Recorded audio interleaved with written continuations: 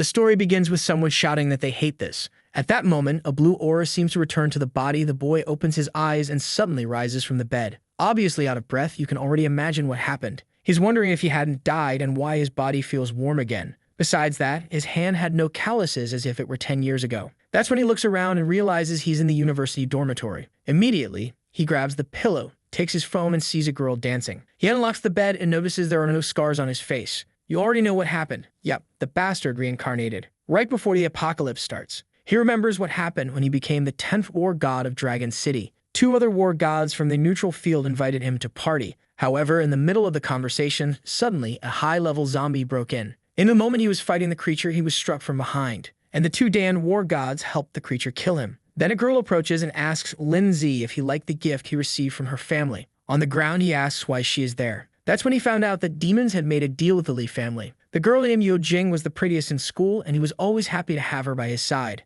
What he didn't know was that she was only with him under orders from the young master of the Lee family. They used him as much as they could, and when he started getting too strong, they finished him off. This was after he helped the Lee family become one of the 3 biggest in Dragon City. But now he's back in the present. With the combat power he had, he could easily have gotten rid of the Lee family. However, he never imagined he'd be betrayed like that. But now he's back at the moment when she was still just his girlfriend. Then he receives a message on his phone. Yo Jing says she's going to give some lessons to children, so she won't be able to celebrate his birthday with him. However, poor Lindsay already knows that at this time the only lesson she was giving was through the touch of the Lee family. On that date, he received a video gift that was unforgettable. Man, it seems our boy was a major cuckold. He says it's fine, but that first he wants to meet her in the shed behind the school because he misses her. She says she'll go because it's his birthday, but it has to be quick. He knows that the guy she's involved with, called Lai Hao, seems to want revenge against him because of things his father did long ago. On that day in the past, he had planned a lot of things to celebrate with Yo Jing. However, what he got was a video that humiliated him. But now the rascal is reborn and won't let that tragedy happen again.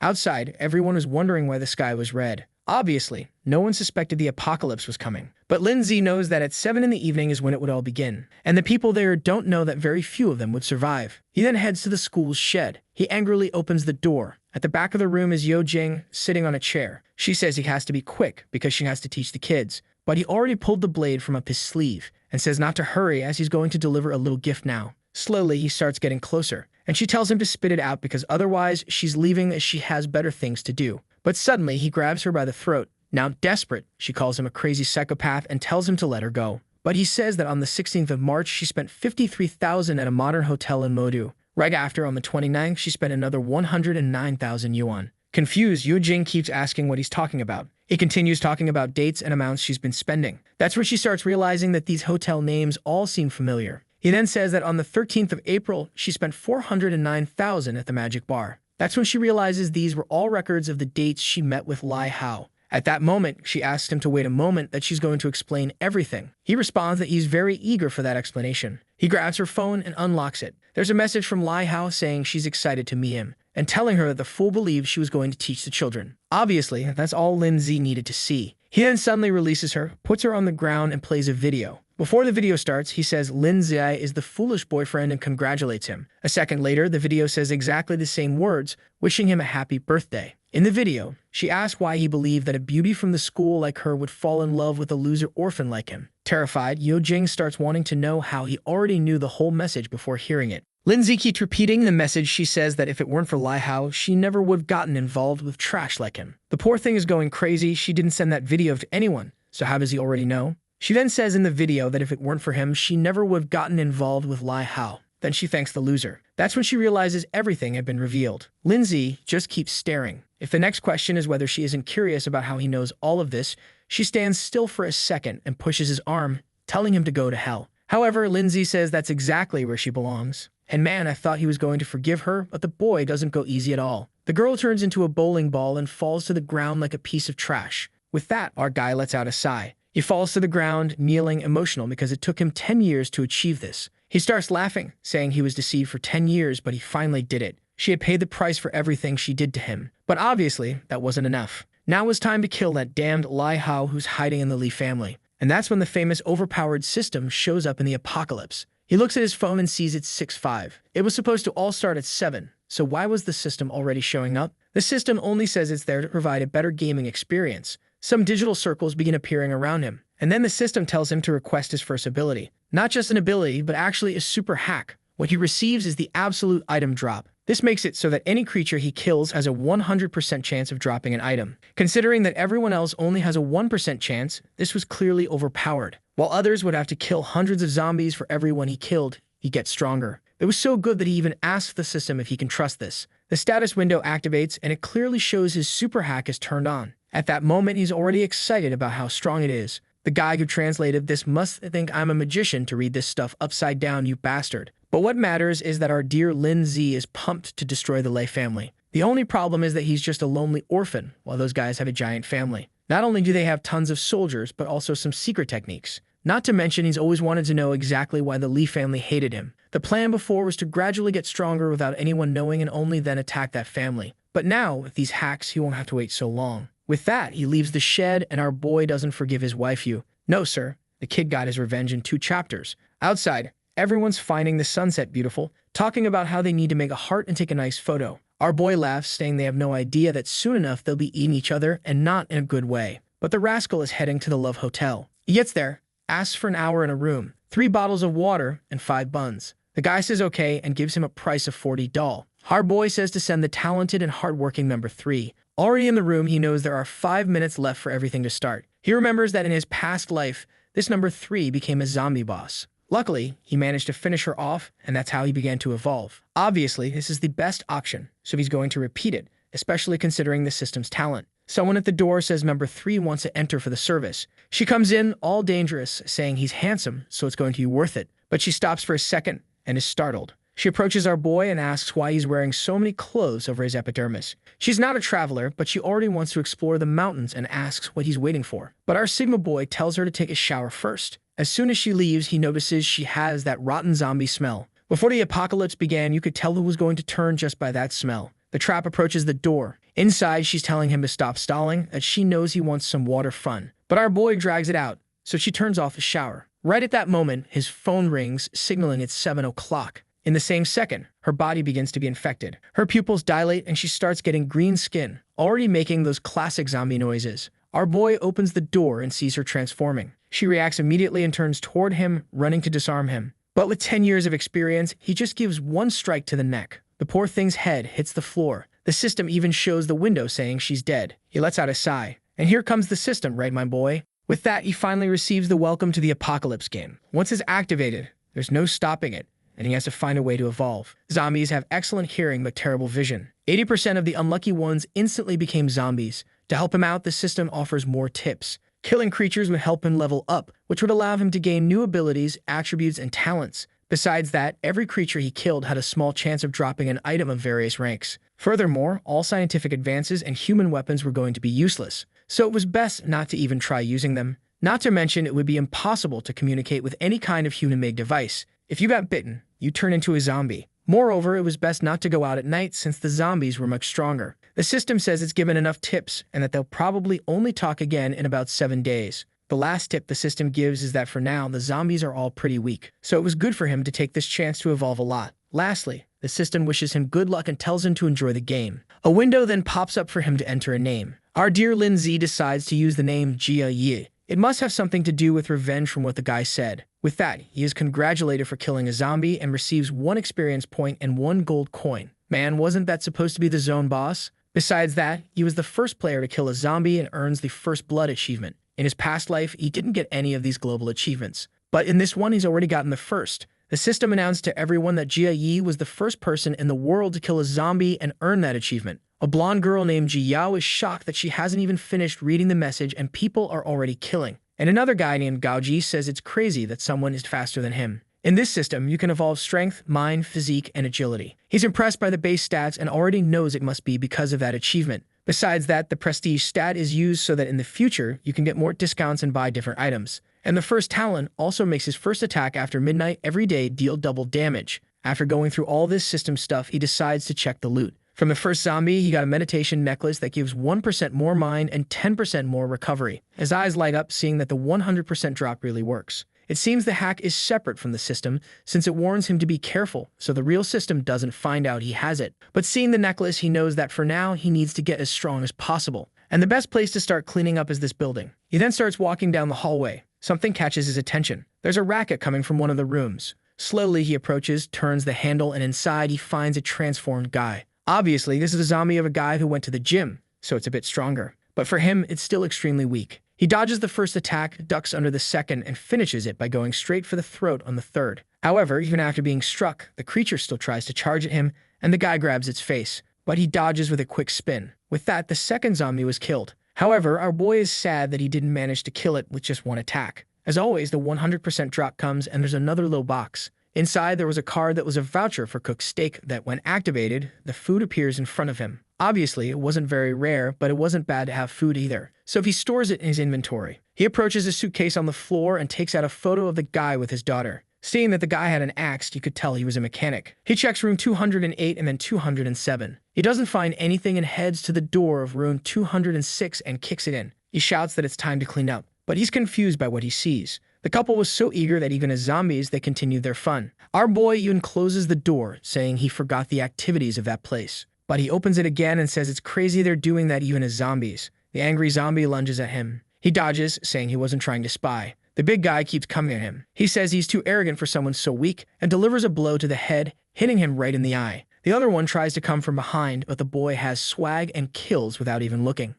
2 more experience points and 2 more gold coins. And best of all, 2 more loot boxes. Now the rascal realizes that this thing really works. In his past life, 100 zombies were equal to a bottle of water. While in this one, nothing is better than having luck on your side. He receives 2 cards that activate an ability that allows him to detect movements within 10 meters. Since he's in a place full of rooms, he uses it right away. Then someone climbs to the 2nd floor, saying that Baxter is making too much noise. Tells him to kneel down or he'll get smacked like a son. But Lindsay easily dodges. And if you think he's going to let that punch go for free, you're very wrong. The chubby guy spins around, telling him to stop dodging and start begging for forgiveness. Our boy says it would have been better if he had turned into a zombie because at least that would have given him some experience. It's a pity, but he had to end it now. What a ruthless guy. He paints the corridor red. Still a psychopath, he says that in the apocalypse, you can't leave loose ends. And the reason for this death was the guy being so weak. He starts going to various rooms, knocking on the doors, asking to be let in. Obviously, no one opens, so he goes to another and says the delivery has arrived. But none of that is working. As he approaches one door, he hears a disgusting sound, and he gets excited, saying there's a zombie in there. He shoulder barges the door open and finds a big guy already transformed inside. He tries to land a hit, but this one is agile and manages to dodge. The zombie tries to claw at him, but he ducks. Taking advantage of being on the ground, he pulls off a capoeira move. With the zombie's arms raised, he slashes its throat. With that, another one is down. As always, he gives another item. This time, he had earned a liquor. With that, he continued rummaging through the rooms. Eventually, he found one for himself since it wasn't a good idea to go out at night. He took off his jacket, and who would have thought, our boy is fully leveled up. The system notified him that he needed 6 more experience points to reach level 3. The problem was that when he looked at his phone, he saw that 8 o'clock was approaching, and the zombies would evolve, causing him to miss the chance to level up. Knowing how dangerous it would be to survive the night without that, he rushed out looking for 6 more zombies. In the shed, he saw a message from girl number 3 that would solve the problems. If there's a number 3 and he's already killed another, that means there's one more. Since zombies had good hearing, there was an easy way to find them, by hammering until they came to him. He then hears a sound in a room at the back. He enters, and inside, the room seemed empty. But then, from one of the vents, he starts hearing a noise, and he says it's crazy that they hid so quickly. On the stairs, there are 2 zombies trying to climb up. However, they have poor control over their bodies and end up falling off. With that, one smashes into the other like 2 idiots. Our boy feels sorry for their hard work, but for him, what mattered was something else. He quickly goes down and finishes off the girl. At that moment, another one comes from behind, but easily he turns and finishes another one. 2 more experience points, and now the problem is that his knife is starting to get dull. But look at that golden glow coming in to give him that little item for sure. He receives a horizontal cutting sword from the Tang Dynasty, as well as 2 delicious buns. The sword gave him 1 more strength point and even removed 10% of the target's defense. He knows that soon these weapons won't be worth anything, but for now it's great to have something like that. More water is stored in his inventory. 10 minutes remain before the real madness began. With no other choice, he had to take a risk on the streets. As soon as he opened the door, he found some poor sap who was about to be sent to the afterlife. The zombies noticed him right away and started running toward the hotel. But at level 1, they were still dumb and bumped into the door. The others came from behind and ended up tripping like fools. In his past life, he spent the first day drinking and hiding out of fear. He only fought the level 2 zombies, which were much smarter. But in this life, he got the perfect chance. In 1 second, with the new katana, he wiped out the entire group. For the start of the game, the quality of that weapon was excellent. With those zombies taken down, he advanced to level 3 and received another attribute point. Then he heard another zombie sound. Another one approached, and he realized that this one seemed a bit smarter. Or maybe not that smart because she walked right into the sword. But at least it was worth it, as she dropped a skill book. Then his alarm went off. At 8 p.m., something had arrived. In the same second, he felt something and immediately stepped back. An explosion occurred at the hotel's entrance. It was another level 1 zombie, but now affected by the power of the night. The system tells him to be smarter with time because now everything had become more dangerous. He knows that this zombie will continue getting stronger for the first minute. And since he knows this, he has to finish it before it follows him into the room. He goes in for a full-force strike, but even with the upgraded sword, it gets stuck. He puts his other hand on it to try to push it through. But man, the zombie exerts force and pushes it out. Our boy has to retreat immediately. And the worst part is now he only has his small axe left. He's not crazy enough to get close, so he throws it like a boomerang. Man, it gets lodged right into the damn thing. While the creature is still distracted, he gets closer to grab the katana. He quickly pulls it out and slashes. The creature is already covered in cuts, but it's still intact. It stares at him and starts running toward him again. A second of silence for the artist who was fired by Chapter 10, because the art style had completely changed. But we're still continuing from the same moment. Our boy steps back and swings again, hitting the neck. Finally, the damn thing falls to the ground. At least these zombies are drawn better than the others. Our boy begins collecting all the items, especially since he can't be seen by anyone else. After 8 p.m., zombies are at least 50% stronger. He starts piling the bodies at the entrance, afraid that more creatures might approach, especially since he made a lot of noise, so there's a good chance others will come. He activates some sort of sentry, which will turn red as soon as a creature appears. With that, he can finally relax and decides to take a bath. It's time to open the 4 boxes he had received. A night ring, a bottle of mineral water, and 2 eyes of approval. He can't get used to this life of luxury, considering how much he starved in his past life. Especially the night ring, which increases agility by 1 and reduces his presence by 30%. It was finally time to take a look at what skill he'd get from that book. The system congratulates him and informs him that in this world, anyone can have unlimited skills. But the reason for that is because it's extremely difficult to obtain one of these books. Usually, between levels 10 and 80, people typically receive 3 skills. And the worst part is that many of these skills don't even suit the people who get them. In the past world, the guy known as the God of Skills had 25 after 10 years of fighting in the apocalypse. In his final moments, he had reached 10 skills and was stronger than 99% of people. But the most important thing about all this is how good the skill you receive is. And then comes what Lindsay got, the boomerang slash skill. Basically, he can throw his weapon, dealing 120% damage. He's excited since the best skills are always the damage-dealing ones, even though for now it has a long cooldown. As his mind attribute increases, that will decrease. The system asks if he wants to learn the skill. Obviously, he accepts immediately, and he decides to test the skill. But as soon as he stands up, his stomach growls. It's better to eat something first. Luckily, his inventory is full of options, so he eats, saying that this food tastes like something from a 5-star restaurant. Look at the boy organizing everything. The table is even clean. Looking at the moon, he knows that in this life he's going to have to do things differently, or he'll fail again. He opens the system and grabs a pen. On a sheet of paper, he writes Warrior and Mage. The difference between the classes is that when you level up, the points go to different stats. For example, a mage, every time they level up, gains 2 mind attributes. Additionally, there are secret professions like Ghost, which 1 in 100 people usually receive. In the past life, without much knowledge, he managed to get it, so it probably won't be that hard this time. And in this world, you usually activate the profession system when you reach level 10. The Ghost profession specializes in assassination and adds points to strength and agility. He begins writing down all the classes he remembers from the people who became war gods. Looking at the stats, he wonders which would be the best option. He then puts 3 more points into strength and 2 into agility, and starts trying to recall all the times he encountered a paladin knight. He also remembers a diamond item. With that, he spends the night trying to recall all the treasures and experiences that could help him. The scene shifts to a mansion. Someone throws a vase against the wall. A blue-haired guy says he can't calm down with the whole planet being ruined because of Yo Jing. Because of her delay, the material hadn't worked out, and he won't be able to finish off that damn Lin Z. Not to mention to him, this damned apocalypse is nonsense. The butler asks him to calm down as making so much noise could attract zombies. But Lai Ho just asks if it wouldn't be better to send that trash Lin Z to meet his father already. The butler knows the boy is trying to eliminate any future competition for the position of family leader. The problem is that with the start of this apocalypse, he needs to control his personality or he'll suffer. Lai Ha then asks if his father's team of mercenaries isn't coming to find him. Once they arrive in the city of Amodu, they can meet up with those bastards. Later, he's going to find that damn Yo Jing, even if she's dead, and bring her corpse to make that damn Lin Z suffer. The butler says all of that would be possible since the mercenaries were trained to obey him. Imagining the scene, he gets all excited. Meanwhile, our boy is coughing. Already prepared, he jumps out of the hotel. Outside, as expected, it's full of zombies. But in daylight, they're still much weaker. He draws the katana and uses boomerang slash. This way, He kills several creatures in the city until he finally reaches level 4. For that bunch of level 1 zombies, it was all too easy for him. Not to mention the combination of the skill and that sword was perfect. The only problem is always the high cooldown, which is making him waste a lot of time. He then decides it's time to do the most important thing. Obviously, opening all the boxes he had received. In one of them, there was an attribute item. Actually, this story is crazy because what it contained was a bronze item that upgrades equipment. Lindsay gets excited, saying this is useful. He immediately uses the item on his sword. With that, it becomes a Tang Sword +1. Now instead of ignoring 10% of defense, it ignores 15%. The points he earned immediately go into strength, and in a nearby box, the system congratulates him for winning a hidden mask. It allows him to hide his level and basic information for 30 minutes and can be used twice a day.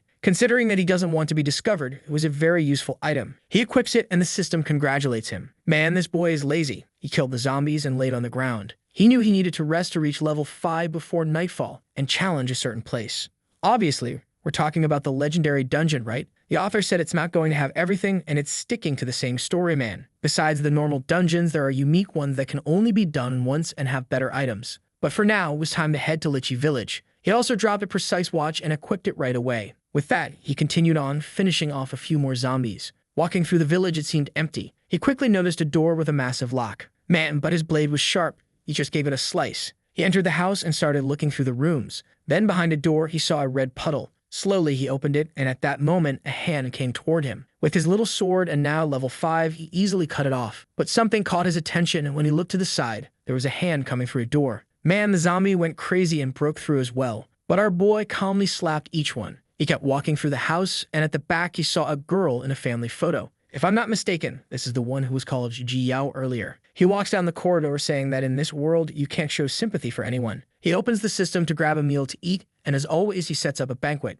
Man, I've never seen an apocalyptic protagonist as chill as this one. He looks at his phone and sees that on the way to the dungeon, he'll probably reach level 5. He's tired of resting and gets up. He hears some noises and approaches the door. He knew he wasn't going crazy because he heard footsteps. Meanwhile, outside is Gaoji, the guy with the nose bandage, and Jiao, the girl with glasses. They could smell the good food inside and were curious to know how that was possible, while our boy was just listening from the side, preparing to leave the house. Jiao said the wrong move is stealing from others like that. Gaoji says they're not going to steal. They'll just ask. If he doesn't hand it over, they'll beat him up. Yeah, that makes a lot of sense. But our boy is just watching Jiao from behind, observing all this. And this guy isn't known for letting others walk away alive. Another one of them, Jikaji, says the boy is a thief because he broke into their house. Jiao was angry because when her parents and brother became zombies, she locked everything up and ran away. Now she came back starving, but the guy took everything. Excited, she says fine, they'll have to take a little from him too, until blood falls on her face.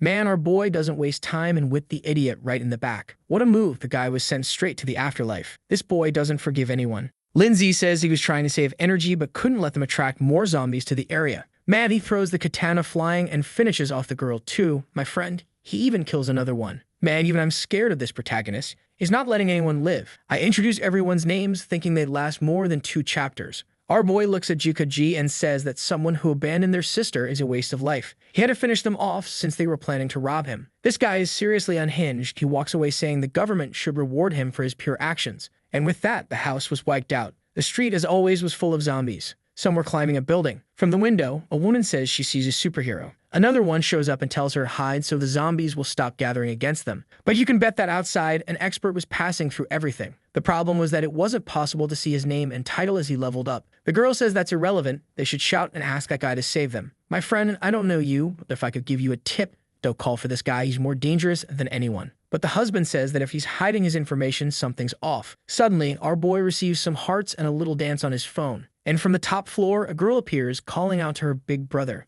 obviously offering help in exchange for being saved. But our boy completely ignores her and continues down the street. For him, those little items on the ground were much more important. The girl starts cursing him, saying she has over 30,000 fans, so he shouldn't be ignoring her. The crazy one says she'll make him pay and grabs a vase. Girl, don't do that. You don't know who you're throwing that at. But there she goes on her way to the next life. Obviously, our boy senses something strange. He steps aside, and the vase crashes to the ground. She turns all sweet, saying she's just upstairs and scared of the zombies, so he needs to save her. She even offers to hold his hand. Girl, I don't think he's very interested in that. He then pulls a piece of meat soaked in zombie virus from his inventory and throws it at her. That thing has the effect of attracting any creature within 100 meters. But the girl isn't happy with that at all and starts cursing, asking if he didn't understand that she wanted to be saved. until suddenly, she hears a noise behind her. There was a horde of zombies attracted by the meat, and with that, another victim of our boy. The crazy girl was even live streaming on TikTok in the middle of the apocalypse. Soon we're going to need a new protagonist to take down this one. A horde of zombies then started throwing themselves off the building, heading in his direction. The creatures fell to the ground all twisted,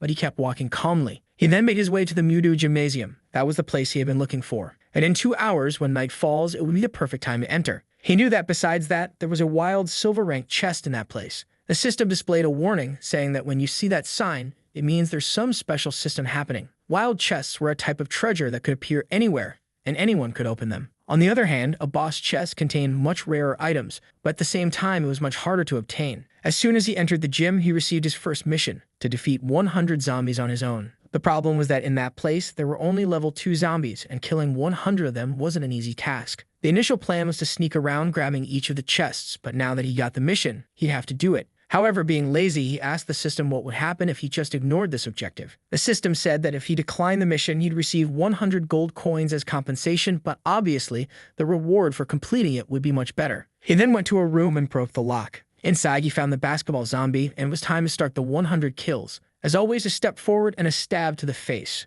But man, the thing tanked the stab. He had to deliver another one to the mouth. At least that bastard finally dropped the basketball. Our boy finds it ironic that the guy must have turned into a zombie while playing basketball and continued with the ball in his hand. And as always, the 100% drop box came. He gave the body a little kick and went to grab his super flashbang. Obviously, it's just a flashbang but super. Not much mystery there. But he got excited since for invading other people's houses, it's the perfect item. He also found the key to the gym's center. That was good because he wouldn't have to destroy the door and could enter quietly without attracting everyone. With that, he calmly moved in. He observed the area, which was full of zombies. In the darkness, the creatures were all slow and blind. Williams ran to the ping pong table and hid underneath. From there, he started counting and discovered there were 17 zombies just in that room. It was a dangerous chance, but it also meant 17 item boxes. If he could be silent, no other zombie would come in. He only needed 4 more to reach level 5, and then everything would become easier. One was walking right by, and he decided that would be the first. He gave a whip to the back of its neck. The first one fell to the ground, and with a noise, all the others were alerted.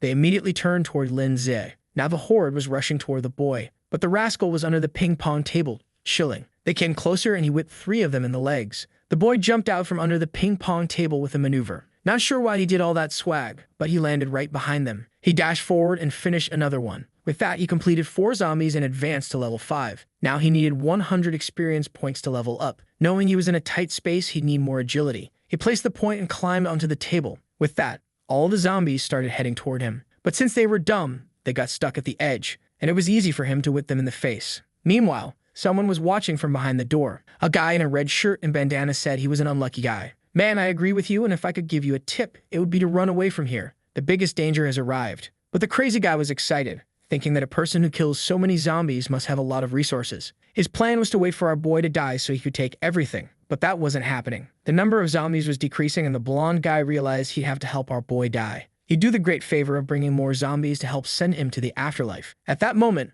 another one entered the room. Lindsay was thinking he made too much noise, and now someone was banging on the door where the blonde guy was hiding. Seeing the door damaged, he knew it wouldn't last much longer. He needed to eliminate the zombies in front of him and quickly retreat. But at that moment, 3 of them jumped at him. The Parker King pulled off another stylish move and spun away. The problem was that more and more zombies were arriving. Man, he made a shish kebab with 3 of them. He ran to rest under the table and saw that nearby he had picked up a single-use potion that would restore 20% of his energy and an additional 5% per minute for 5 minutes. For him, who was tired, it was perfect. As soon as he got up, he threw the sword, finishing off another one. This time, he saw a strange black box and quickly ran to grab it. Inside, there was a bracelet that allowed him to summon a spike skill once a day. He knew skill equipment was rare and equipped it immediately. At that moment, the door finally collapsed and a horde of zombies began approaching. But for him, who had just gotten that item, it was the perfect moment. A bunch of zombies was coming his way. He jumped onto the table and waited for them to get closer. Then he leaped over them all and activated the bracelet. From the ground, a ton of giant spikes suddenly emerged,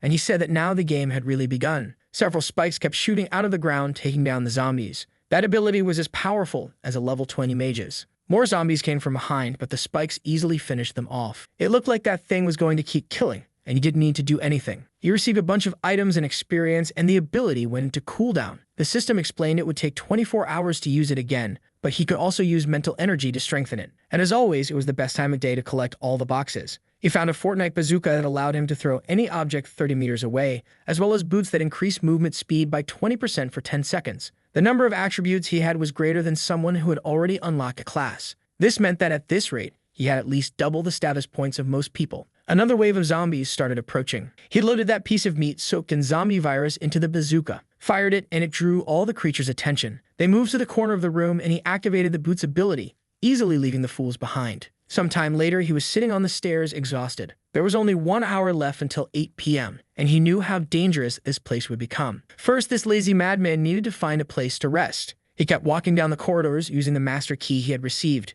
But before opening a door, he wondered why it was locked from the inside. He knew this was the gym's infirmary, and considering the time it closed, it shouldn't have been locked. He opened it, hoping he wouldn't find another idiot who wanted to kill him. Slowly, he entered the room. And immediately, there was a sword at his neck with someone asking why he had the key to that place. But our boy just grabbed the arm and squeezed the wrist. With that, the blonde guy dropped the knife, and our boy said he messed with the wrong person. I stepped back, and he twisted the guy's arm. I thought he'd finish him off right then, but instead he stuffed a cloth into his mouth. He opened his inventory, grabbed a curtain, covered the window, and told them to turn on the lights. Out of nowhere, a nurse appeared, saying that turning on the lights would attract a lot of zombies. He didn't give her a choice, and another person in the back of the room ended up turning them on. If I had to bet, only the girl in the tights would survive. The blonde guy recognized our boy as the person who had been killing a bunch of zombies, and he had wanted to steal the loot. And Lindsay told him to stop looking at him arrogantly when he was so weak. "Come closer, my blonde friend. I think you're headed for your next life." Our boy said he doesn't like people who hold grudges and slashed the guy's neck. The people in the infirmary were all terrified, and somehow the girl had lost her tights out of nowhere. Our boy then pulled a knife from the guy's sleeve, said that this guy had been preparing to kill him, and told them not to worry. He's a good person. Of course, everyone agreed, saying, yes, he's definitely a great person. But in truth, they were all scared to death. Lindsay said he's a reasonable person and that if they didn't try anything against him, he wouldn't kill anyone. Then someone stepped forward. Could it be that our boy finally gained some company, or will there be another strike and another victim? The girl put her tights back on, came forward, and said everyone saw that the boy deserved it. She asked the others, and they agreed, saying, yes, of course, he deserved it. Lindsay smiled, saying it was good to know everyone agreed with him. He realized he was much more tired than he had been in the morning. As a good lazy person, he told everyone to clean the room because he wanted to rest. Obviously, no one was going to go against the boy. He wrapped the blonde guy up and buried him in the ground. Our boy was just watching the queen of the tights, saying he had seen her somewhere before. She was still at level 0, and her name was Zhang Yexu. When he saw the name, he seemed to recognize it. In the past life, when he was down and out, she had already received a legendary profession known as the God Doctor. All messed up, he had told her he'd do anything if she could heal his wounds. But she warned him that the wound on his face involved the soul and couldn't be treated. Every time he was messed up, he found her and asked for treatment. Her weakness was that even though her profession was really good, it made her nothing more than a tool for others. She remembers that in the future, she ended up becoming a very different person than she is now. Maybe it was fate that brought them together again. Suddenly, they heard a sound coming from the air outside the door. Everyone armed themselves, watching to see what would appear, while Lindsay was calmly looking at his watch. Then he pulled out 3 cards and placed a feast on the table. Man, he started eating. Obviously, everyone in that room had been starving for a day and was drooling. Yexu swallowed hard, asked where he got that food, and if they could have a little. Our boy smiled, saying it looked like she had fallen into his trap. He said that to get a little of that, she'd have to help him. Everyone was still excited, but the queen of the tights said to just tell her what he wanted. While she was already afraid, he asked for exactly what you're thinking. He showed her a paper and said he wanted all the medicines listed there. Slightly excited, she asks if he really just wants that. He says yes, unless she's looking to offer something more. She says obviously not, and she's going to collect everything now. The 2 guys were mechanics, and he quickly gives them a list of things he wants them to produce by 6 a.m. tomorrow. He hands over the items they'll need and tells them that what they'll receive in food will depend on what they produce. Obviously, he needed to be cautious, so he activates the watchful eye. The guy's inventory was packed with items. He still had 22 days worth of experience to reach level 6. He had 24 hours left to complete the mission, so he decided to rest a little. With that, night fell. The next day, he calmly woke up. The others obviously hadn't slept at all, spending the entire night producing what he had asked for. Our boy praised everyone, saying they had done a great job. The doctor patted the nurse on the shoulder, who looked almost dead from exhaustion. He handed a card to each of them, saying that now they wouldn't need to fight. Yexu was thrilled. She thought that when they finished, he was going to kill everyone, so she already had an escape plan. Apparently, he wasn't as cruel as she had imagined. Sorry to tell you, girl, but he's actually worse than you think. She then asked how to use the card, and he realized that no one really knew what to do in this world yet. He decided to help her a bit more as a favor for everything she did in the past life. He showed her the system and how there's an option to use the card to make everything appear. She saw that and got all excited. With that, Everyone activated their cards and began to feast. Seeing how lost she still was, he decided to give some tips just in case she might be useful in the future. He told everyone to flee from the place after noon. That's because by then he would have killed all the zombies. He reminded them not to forget the time. Yexu told him to be careful since there were a lot of zombies outside. However, he said she should worry a little more about herself. When he stepped outside, indeed, it was full of zombies, and there was a horde nearby. But after a whole night of rest, he was ready. He struck the first zombie, and it dropped a fishing rod. He didn't let the body hit the ground, trying to attract as few zombies as possible. And with that, he started cleaning up the corridor. It didn't take long before he was heading toward the door. He opened the list and wondered how the zombies were pulling this off while being dead. The poor zombie was just chilling in the bathroom. But as soon as our boy approached, it turned and started running. However, with its pants down, it fell to the ground like an idiot. Lindsay finished off another one. He had to be careful because in the gym, people had more trained bodies, so it was common for them to also be stronger. He then saw the women's restroom. He approached cautiously, worried there might be someone alive in there. Then he snapped back to reality, thinking it's the apocalypse and it didn't matter if he liked the women's restroom or not anymore. He slowly started entering. He didn't find anyone at first and began checking each stall. Until in one he heard the sound of two creatures. When he opened it, he saw that the romance had continued even after death. It was a shame, but he had to end that connection. They sensed the attack but easily missed. There was a bottle on the ground and once again, they tripped over it. With that, he finished off another two. This guy isn't quite right in the head. He even started taking pictures of the couple. He strangely seemed to recognize them. It seems that in the past life, they always hunted together and had a kind of synergy that made them unbeatable. But it was a shame that this time they died on the third day without accomplishing anything. As always, it was time to check the loot box. It was a fusion card that allowed him to combine two items to create a new one, possibly even upgrading to silver rank. He then looked back and saw a strange light coming from one of the stalls. He approached it and saw a chest floating above a pentagram. That was the wild chest, and he would need to stay there for 30 seconds to open it. He waited for a bit, and a green apple appeared. He started praying that it would be some kind of strength or agility item. He checked the description, and the item increased his physique stat by 2 attribute points, which was basically health. He would have preferred agility, but at least it wasn't that bad. He washed the apple and ate it right away, excited that in this life he's eating much better than in the past. He left the restroom thinking that this place was giving him a lot of good stuff. Outside, he encountered another crowd. Man, this time he really saw the whole crowd. He moved to a corner to avoid attracting all the zombies at once. As soon as 2 of them approached, he whipped them in the neck. 2 more came and they went down too. Man, this kid is making it rain with these creatures. He's spending all the resources he gets on strength. Inside a box, he found a lion bracelet. It gave a 10% chance to intimidate a person for 1 second, causing their movements to freeze. The system then showed all the equipment slots and explained what could go into each one. He immediately equipped the lion bracelet. Slowly, he resumed walking through the gym, casually sipping a juice. That's when he opened a room full of zombies or maybe dead doctors. I'm not sure. He comes to the conclusion that based on the injuries and the way the disaster was caused, it could only have been a zombie boss. A type of creature much stronger than others of the same level, and one that usually feeds on humans. In the absence of humans, even feeds on other zombies. The stronger the creature, the easier it is for it to become a zombie. That's why out of a trillion mosquitoes, only one turns into a zombie. And usually, mutated animals also hunt zombies. Then he notices something. Based on the numerous cuts on the body, it seemed like a zombie cat had done this. This was always one of the types he hated most since they had extremely sharp senses. If that creature was around, it probably already knew about him, so maybe he'd walked into a trap. He focuses, trying to notice if something's approaching. That's when something seems to alert him. The second he opens his eyes, he almost gets grabbed by the cat. He barely dodges and throws his boomerang sword. Not only was that a mutant creature, but it was also a boss. The creature had incredible agility and could create false images, reducing damage by 50%. It also had talents for a sharp attack and heightened vision. The list of attributes for this thing was long, and Lin Zi knew this meant it would also give a good reward. Even though it was a difficult creature, he still had 10 years of experience fighting things like this. The hack system detected the zombie cat and gave him the mission to kill it. The mission was called the Ungrateful Zombie Kitty. That's because the gym used to rescue several cats from the city, but after the apocalypse started and one of them turned, it went on a killing spree. The mission would give him the same amount of experience as killing 100 level 1 zombies. Man, the true system kicked in, and then the hack system reactivated the mission, boosting the reward. Now instead of earning 100 XP, he would get 300, and he had 24 hours to complete it. He started finding it strange that this system was being so generous. He remembered that in the past life, the system was full of tricks.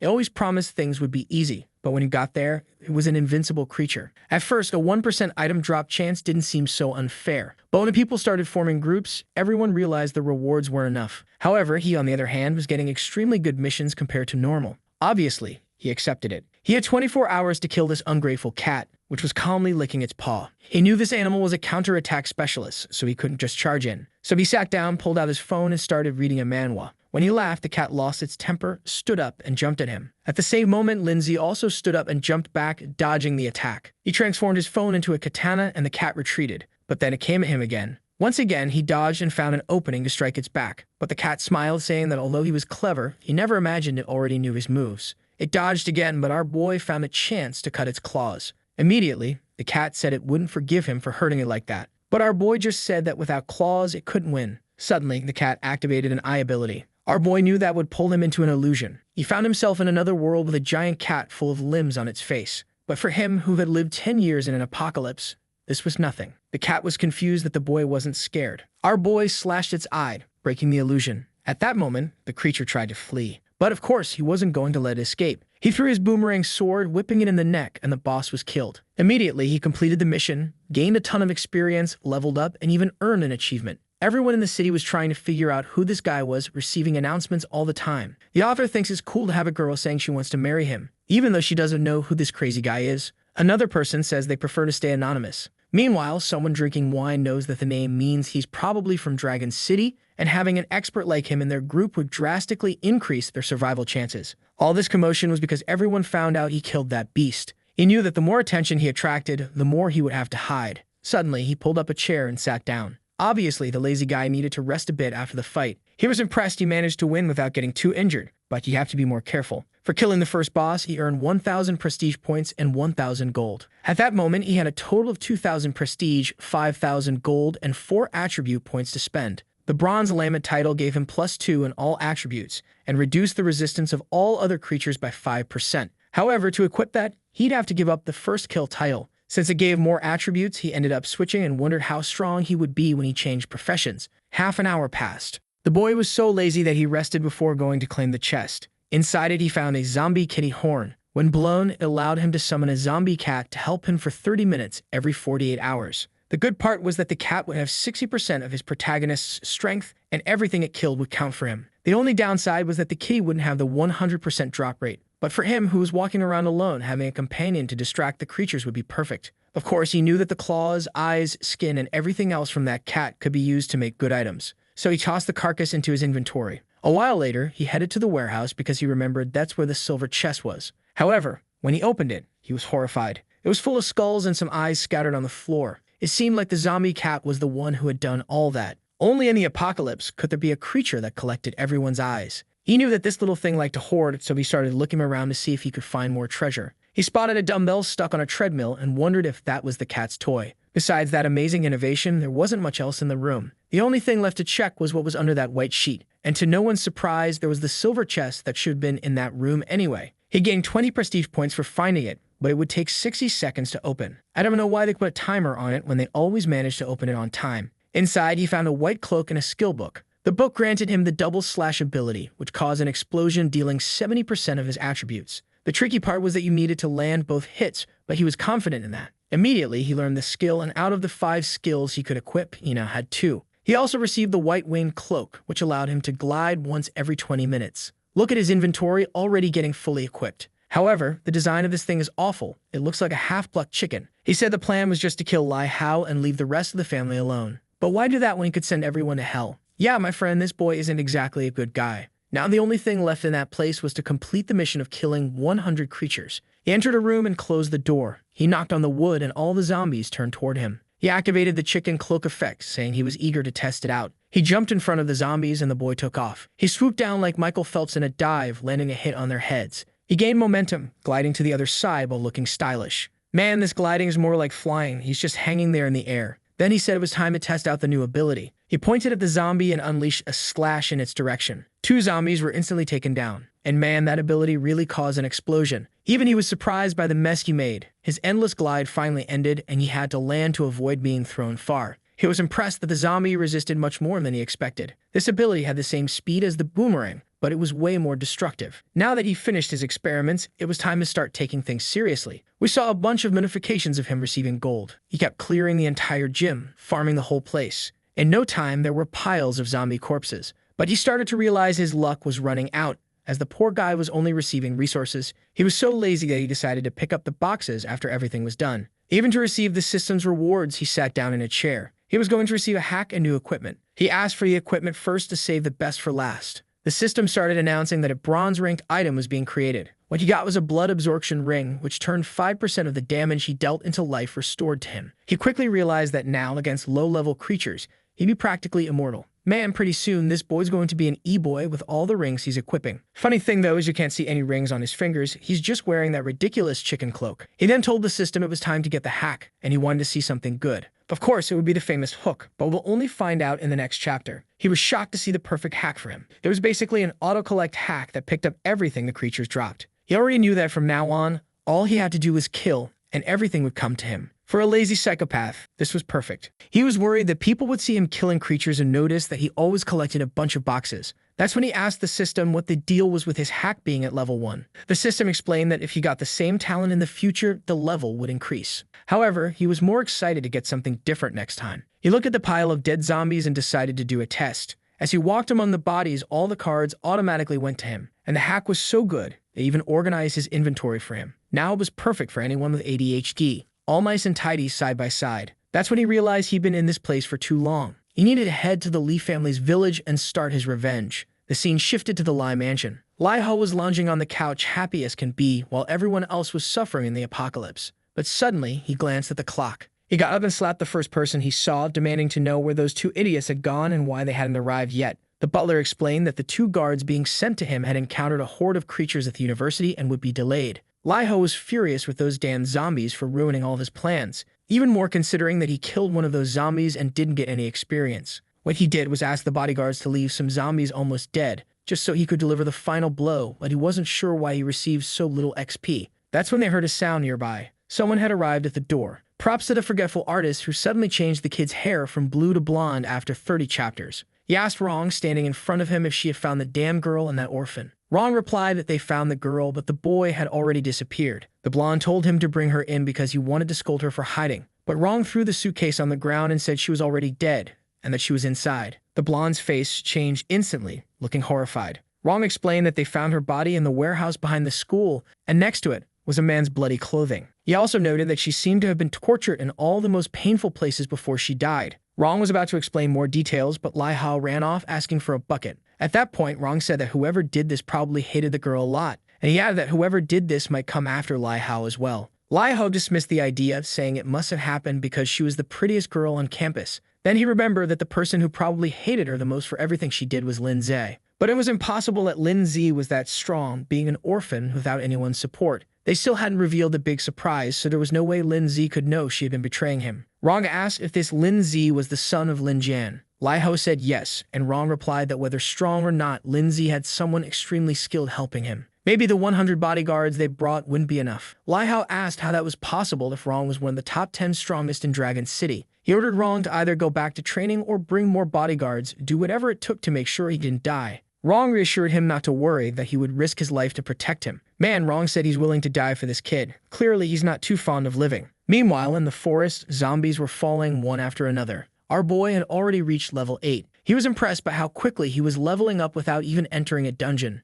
And now he was standing face to face with Lee Ho's mansion, eager to settle the score with the bastard. At the mansion, troops were patrolling everywhere. Our boy was expertly hidden up in a tree. He climbed down, crossed the lawn, and pressed his secret lever. With that, a passage that few knew about opened up. Even with so many guards in this place, they didn't stand a chance against someone who knew everything. As he got closer to the house, he observed in hiding. He quickly recognized the group as part of the mercenary guild. In his past life, this was the group Lee Ho trusted most and the one he hated the most. It's a shame that he had been watching this family for a long time. So far, the troops seemed well organized and he hadn't found any weaknesses. But then something caught his attention. He recognized that man as the infamous Rong Zhang. In his past life, this guy became a war god and was always the leader of the mercenaries. Eventually, Lee Ho ordered this guy to hunt him down. Many times, he found himself surrounded. Rong was definitely one of the worst enemies he faced. However, he had escaped Rong so many times that the guy even earned the title of the Disgraced. It was probably fate that they met again like this. At that moment, Rong sensed something. He turned around and our boy barely managed to hide.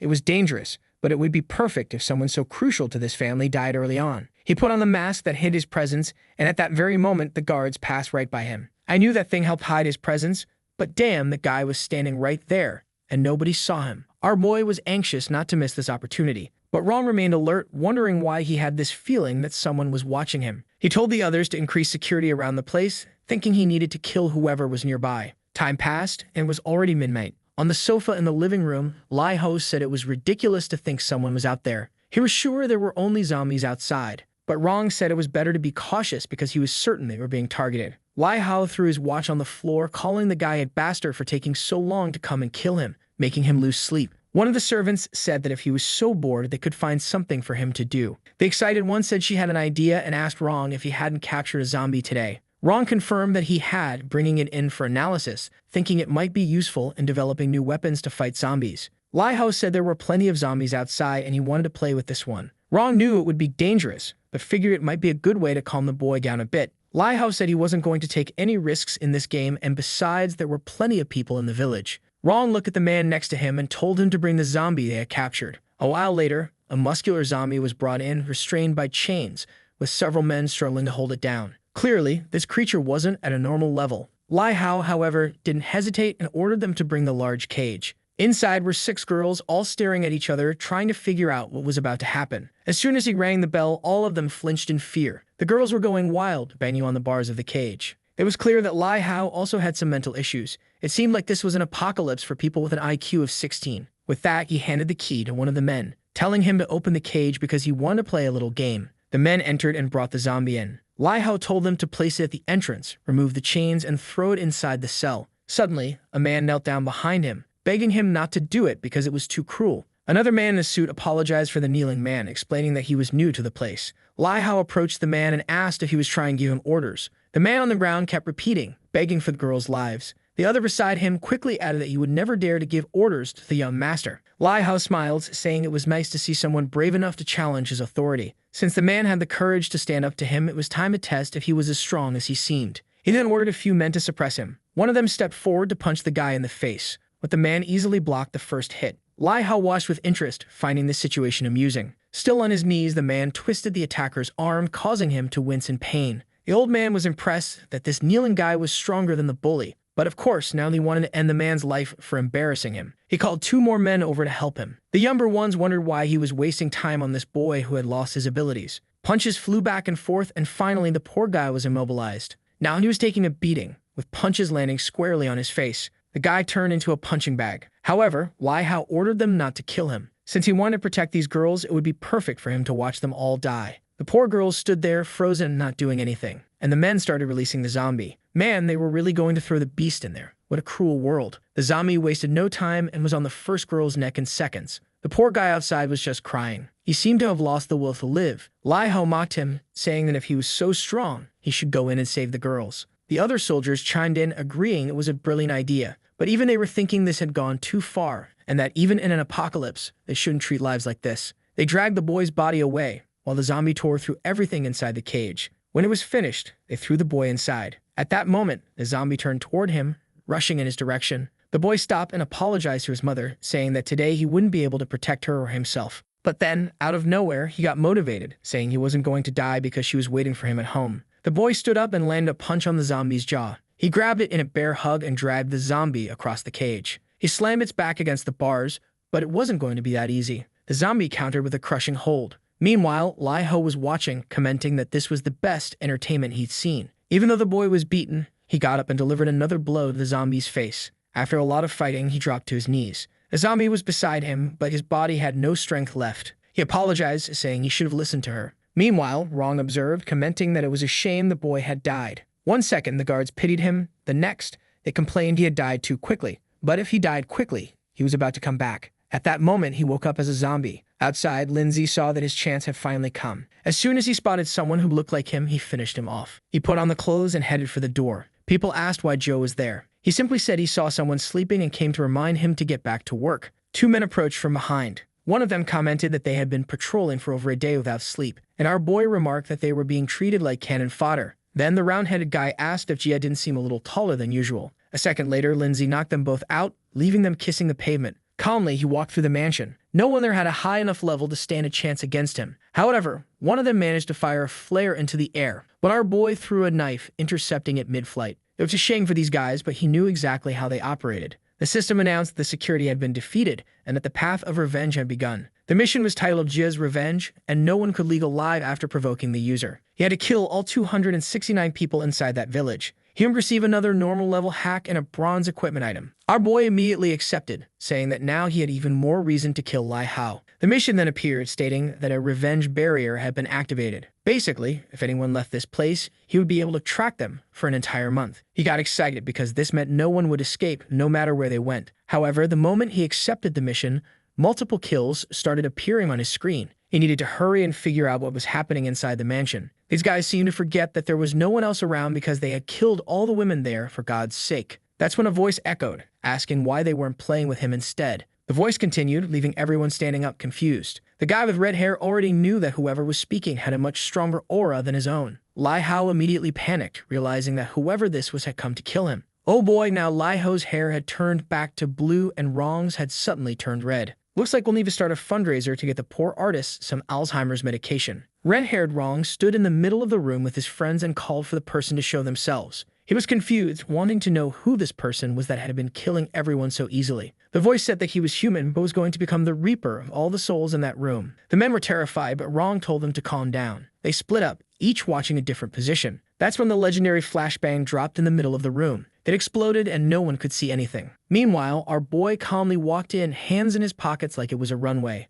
As soon as he entered, he activated his spike attack. Half the army started getting impaled. The boomerang slash took out 2 more. Rong had no idea who was standing in front of them. When he looked to the side, there was another grenade. An explosion followed and our boy walked on unfazed. With the smoke cleared, Rong still hadn't figured out what was happening. But all of his allies were already gone. One of the men said it must be some kind of witch because he saw a spinning sword killing everyone. Rong asked how many people were still in the area, and the man said at least 66 brothers with a few others injured. Meanwhile, Lai Hao was furious, telling Rong to hurry up and get revenge by killing the person who ruined his plans. Rong ordered them to start hunting this guy because he was sure there was no way he could kill nearly 100 people on his own. He then turned to the servant and told him to take the master to the hideout. The servant knew, however, that this person was probably watching everything. Our boy was slowly killing everyone, enjoying watching their despair. As he expected, the men were trying to form a group to escape. He opened the system and checked, discovering that Rong was already level 5. He heard a bunch of people shouting for the coward to show himself and thought it was stupid for them to keep repeating that. He decided to summon the kitty to give them a little more entertainment. At that moment, the cat appeared beside him. He pulled out a knife and threw it toward the room, cutting a candle holder, which crashed to the floor and scattered glass everywhere. But before the men could understand what was happening, the cat was already on the first one's neck. Our boy used the distraction to enter the room and start eliminating more of them. Another area was clear and he withdrew once again. Rong spotted him, but quickly realized he couldn't see his name or level. He shouted, asking who he was and what he wanted to do. Our boy observed Rong, feeling disappointed. This guy didn't even resemble the war god he once was. He then told them he was there to teach them the meaning of despair. In a second, he passed through 3 men and was face to face with Rong. The poor guy couldn't react and trembled all over. He dropped to his knees, realizing he didn't stand a chance. The kid went after him, and our boy said he was going after Lai Hao. Because with the revenge barrier, there was no way that guy could hide. He kicked Rong, asking how he expected to be called the leader of the mercenaries while acting like this. But Rong replied that the whole organization had been wiped out, so it wasn't like he was the leader of anything anymore. Lindsay smiled, seeing that Rong had realized he had lost everything he had worked so hard for over the past years. Rong then asked him to at least tell him who he was so he wouldn't die with that regret. Our boy said he didn't expect something so good to happen, and slowly approached him. Then he whipped his neck, taking him down. Rong hit the floor and our boy stepped on his head, saying he remembered the day Rong did the same to him and called him an ant. He stomped on him several times, saying that Rong had taught him never to talk too much in front of an enemy and to always finish them off. It was much better watching him die full of regrets. Now that Rong was dead, the Li family had been drastically weakened. But it seemed our boy had gotten drunk on revenge, stumbling into things left and right. With that, he left the mansion, leaving a pile of people ready for the next life. Elsewhere, a desperate Lai Hao said it was impossible that this guy would follow him there. The butler told him not to worry, assuring him that Rong would handle the situation. But then suddenly, the door dented in the shape of a body. At that moment, Lai Hao knows that the person he suspects are protagonists sent to kill him has arrived. The butler tells him to calm down, that he sent the rest of the people to the secret base, so no one will imagine they are there. Lai Hao is furious, wondering how that Dan orphan found such a strong assassin. The butler asks if it could be a secret card that his father, Lin Jian, had left behind. However, Lai Hao insists that it's impossible. After they killed his father, they left nothing for that boy. If it weren't for the boss's insistence, they wouldn't even have left a descendant. Our boy drags the man away from the metal door and announces for everyone to hear that he now understands everything. Inside, Lai Hao asks why he's hearing Lindsay's voice, and our boy says that apparently he's been a target since birth. There were still many things he didn't know. From inside, Lai Hao yells that he should have killed that brat when he had the chance. However, our boy wants to know who Lin Jian was and why they wanted to wipe out the entire Lin family. Lai Hao laughs, saying it seems that the orphan really knows nothing about his father. Then Lai Hao confesses that his father was about to get promoted when Lin Jian, our boy's father, reported him. This ruined all the Li family's plans and business, which is why they made sure the entire Lin family was killed. At that point, Lai Hao says it's time for our boy to answer and asks where he found this professional assassin. But our boy replies that it's useless for him to know, as the entire Li family will disappear. Lai Hao laughs, telling him to keep dreaming, until our boy kicks the doorknob. With that, the door opens, revealing the little kitten next to him. Man, the poor butler comes rushing to punch him. Even lazily, our boy dodges. The kitten leaps in his direction, and what do you know, bam. The butler punches the little guy. The 30 minutes of the kitten were up, and he begins to disintegrate. At that moment, our boy moves to his face, removes his mask, and says Lindsay has arrived. The old man is startled, asking if he was the assassin behind all of this. And at that moment, Lai Hao realizes he messed up. The butler says it's impossible that a kid like him could have killed someone as trained as wrong. Our boy warns the butler that the Li family's martial arts have become irrelevant in the apocalypse. Lai Hao keeps protesting, saying it's impossible for him to have gotten this strong alone. Our boy tells him that now he's going to find out if he's strong enough to take them both down. Then he lunges at the butler. He brings both arms together and blocks the punch. Man, he's still holding up, what a guy. Our boy is impressed, saying that not even Wrong could have withstood a punch like that. That's when the old man decides to show his true form. He destroys all his clothes, becoming ridiculously muscular.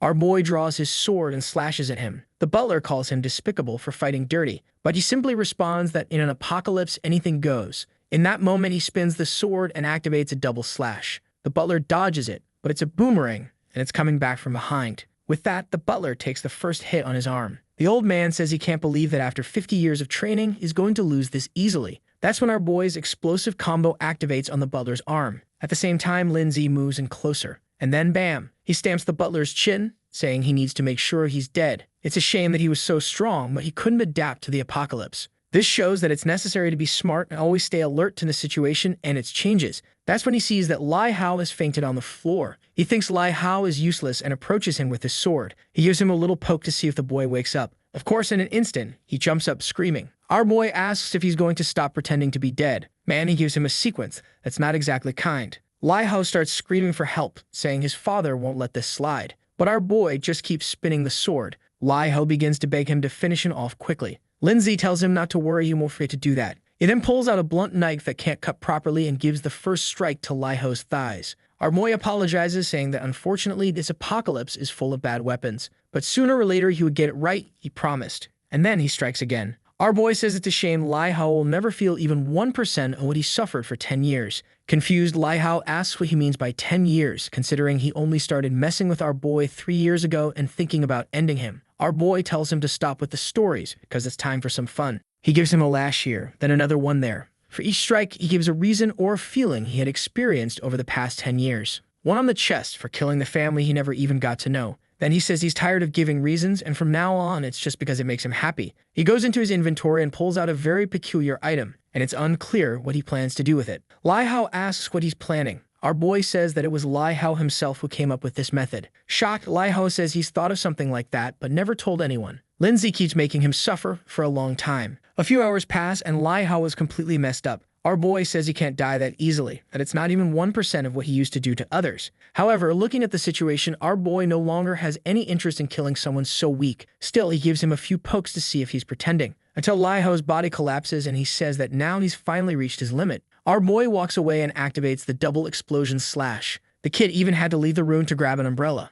Outside, the full moon is high in the sky, and our boy says the Li family's life wasn't so bad after all. At that moment, the system alerts him that he's activated the Vengeful Heart talent. Saying it was easy, he says, was the hardest thing so far, you bastard. The system explains that skills are learned through books, but talents can only be activated when a person goes through certain experiences. The Vengeful Heart talent makes him stronger, and the more he hates the person he's facing, the stronger he becomes. Our boy is impressed, noting that it increases his strength by 20%, and it's only a level 1 talent, so maybe it can grow even more. For eliminating the entire Li family, he'll receive a new hack and a bronze-level piece of equipment. He opens the chest, curious to see what he gets, and in the cutest way, he receives a magical girl's wand. The problem is that it's an item exclusive to the magic class, so you already know that soon some girl will show up for our boy to help. He says it's useless to him, so for now, he just stores it in his inventory and will try to sell it later. Looking at his list, this auto-loot hack proves to be very useful. The truth is that in the apocalypse, when you kill someone, their inventory disappears and you can only steal what's equipped. That's why in the future, it was better to enslave people rather than kill them, since you could collect far more items over time. One of the items he stole in all this chaos was a purification necklace. It adds one more stat and can remove a negative status every 12 hours. It's weaker than the meditation one, but it will be more crucial in a fight, so he decides to equip it. Now it's time for what really matters. He tells the system to reveal the new hack he'll receive. Man, even a loading bar appears. The ability he receives is absolute enslavement. It allows him to turn a zombie into a slave that will do anything to protect his life. In the 10 years of his previous life, Lindsay doesn't even remember seeing anyone with such power. He pinches his own face, saying he really must be dreaming. Moreover, it seems like he gets an idea upon realizing the zombie can be completely loyal. That means he won't have to do so much dirty work anymore. He was looking forward to living a solitary life, but since he can have someone nearby who will obey everything and die for him, there's no reason to refuse. Not to mention, it's hard to imagine how strong this talent would become if it levels up. The system explains that the more zombies he enslaves, the more he can control. Our boy already imagines himself with an army invading the city. However, he knows this isn't realistic for now. The best idea is to find one of the zombies that will become a zombie king in the future, as those have potential. The problem is not knowing if they'll have the same opportunity by becoming his slave. But for now, it's time to check out the Lee family vault because he knows the Lee family is famous for its treasures.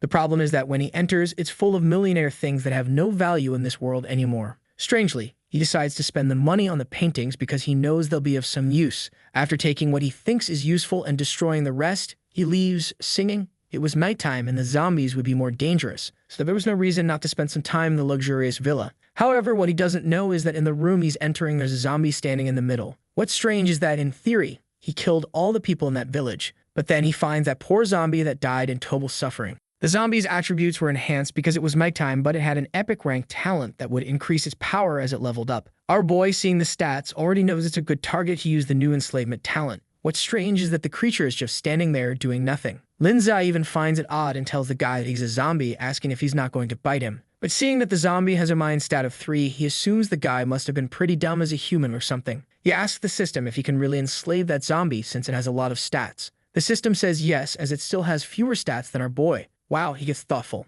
That mind level is very low, but with no choice in wanting to get stronger quickly, he tells the system that he wants to enslave that monster. The screen pops up and he clicks yes. Suddenly, a red energy begins to surround the creature. However, he notices that the zombie seems to be resisting somehow. He's startled, and out of nowhere, he sees the zombie calmly scratching its head. Then a window appears, asking him to give the creature a name. Man, what cruel guy. Since it's tall and strong, he names it Big Idiot. The system congratulates him for successfully enslaving Big Idiot. Another attribute window appears for Big Idiot, and man, it has everything a person has. However, the system warns that he can't gain prestige or use an inventory. Our boy then tells Big Idiot to show his strength, since he imagines that the cage can't hold him. At that moment, Big Idiot grabs the iron bars and begins to create an opening. In a second, he's outside and man running toward Lindsay. But out of nowhere, he stops, and apparently, he was just playing around, leaving our boy looking like a fool. Instantly, our boy starts equipping some leftover items. What's strange is that now the system message says that the zombie no longer has night attributes. Our boy says it's to be expected since the creature was already too strong. He then tells Big Idiot that he's going to sleep and orders him to watch the door. Another peaceful night for the lazy one passes and he wakes up in his room. Upon opening the door, Big Idiot is standing there, just watching. Our boy congratulates him, saying he did a great job, but then asks if he wasn't down there eating the bodies. The creature says no, and our boy realizes it's quite different. With that, he heads to another room and pulls out the usual feast. He starts eating, but then something falls on his back. When he looks, it's Big Idiot drooling, wanting to eat. Our boy has infinite food, so he tells him to eat a bit too. In his past life, he doesn't remember zombies liking to eat human food, but he had no choice, so he summoned another feast and told him to sit down. He was starting to worry about storing so many food cards, but it seems he found a solution. The original plan was to get revenge at level 5 or 6, but now he's already at level 8 and still can't enter the dungeons. Maybe with the map, the equipment, and Big Idiot's help, he could make the profession change and become a shadow of illusion. If that's the case, it's time to head to the Manga Museum and find the profession change scroll. He remembers that the ancestral scrolls there are essential for a profession change. When you enter the class change space, you have to complete 3 challenges within the time limit or you die. He remembers that in his past life when he was going to get that item, it was the day he received some videos of Yo Jing doing adult stuff with Lai Hao. He talked to his friends who came up with a plan to get revenge on Lai Hao, while our boy didn't know that they had been bought off. He was tricked and thrown into a profession-changed space. Their plan was either to kill him or make him die without anyone knowing. But what they didn't expect was that he ended up winning that space, acquiring a profession, and living with a scar on his face for 10 years. That happened on the 8th day of the apocalypse, and since they were still in a room, there shouldn't be anyone at the Mada Museum yet. Now without Lai Hao in this world, he knows things will go much more smoothly this time. Our boy is impressed by how natural his zombie seems, and it looks like he's got a brilliant idea. Outside, he's already fully equipped. He made Big Idiot look quite human to avoid attracting attention. The scene shifts to the Mada Museum, a bunch of creatures heading their way. Seeing that there are several dead zombies, our boy knows there must be someone else in this place, so he'll have to be cautious. Obviously, with a 100% drop rate, he's got to be the one to kill.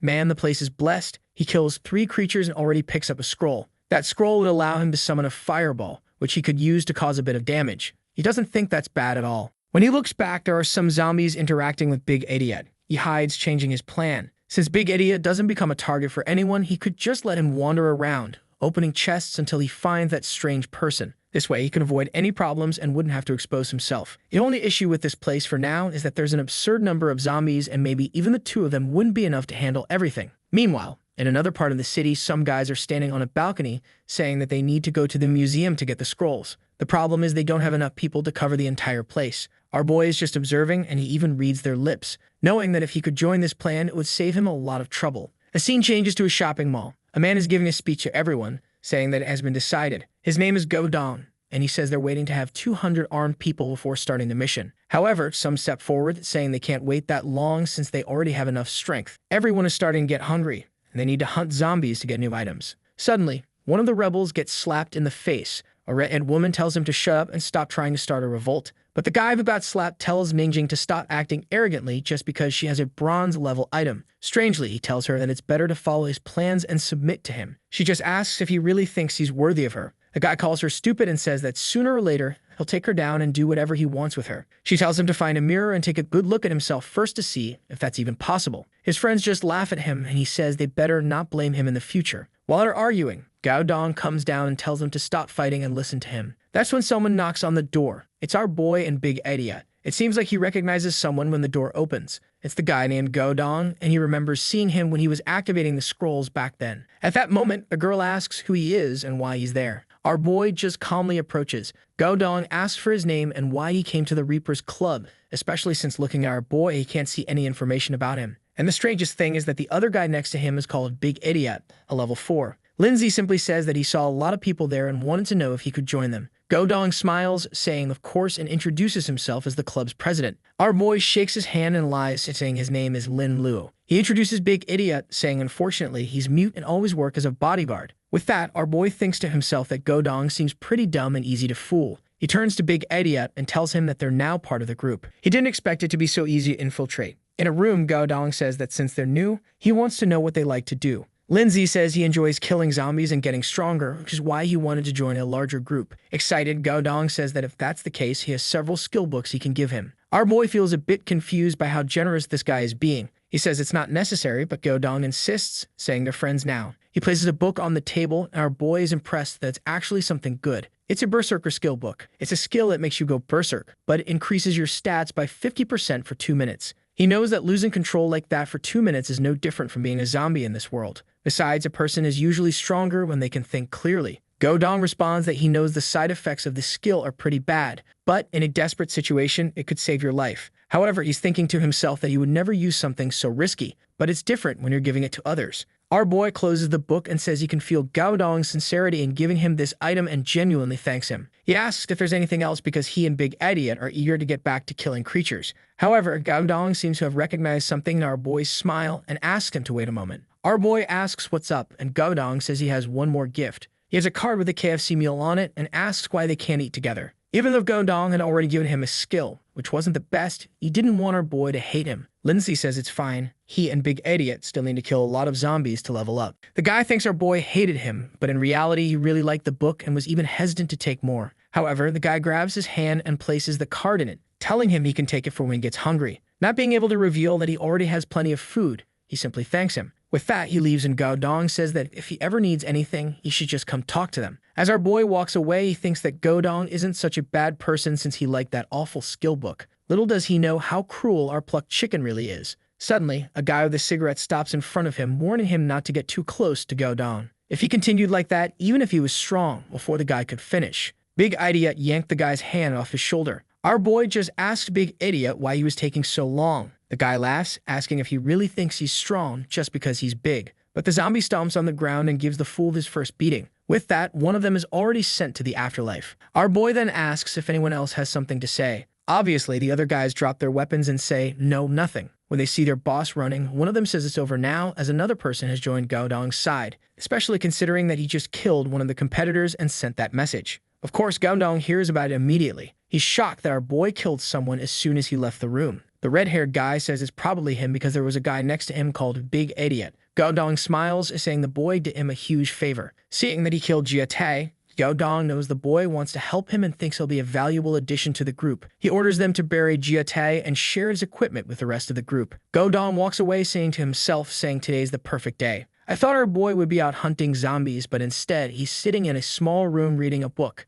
Our boy asks the system if there's a chance Big Idiot could end up attacking him with that berserker mode. The system says no because Big Idiot's loyalty goes beyond consciousness. Our boy realizes this will be a great addition. He can control the actions of this guy, so even if he goes berserk, he can still direct him in some way. He hands the book to Big Idiot and tells him to learn it properly. Big Idiot responds by burping in his face. Our boy is standing by, watching, and finally sees that Big Idiot has learned it. This new ally has brought far more benefits than he expected. He stands up, saying it's time for them to go because there's a lot to collect at the Mado Museum. The scene shifts to him approaching and entering a room. At the back, there's a door labeled Game Store. He approaches, touches the doorknob, and the system welcomes him, wishing him a good experience. As he enters the room, a bunch of windows appear in front of him. There are windows for weapons, accessories, masks, and more. He has 6,000 coins and knows that normally 2,000 is enough to buy a good bronze rank piece of equipment. What he needs right now are pants, gloves, and a chest piece. However, as he's calmly making his purchases, a hand suddenly reaches out from one of the windows and moves toward him. He dodges just in time and realizes that he barely avoided it. He doesn't remember anything like this happening, so it seems there's a zombie trapped in the system.